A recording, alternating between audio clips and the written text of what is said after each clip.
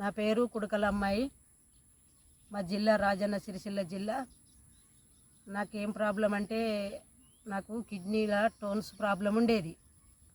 ఆ రోజు మేము నెల కింద మేము హాస్పిటల్కి వెళ్ళినాం నొప్పి వస్తే.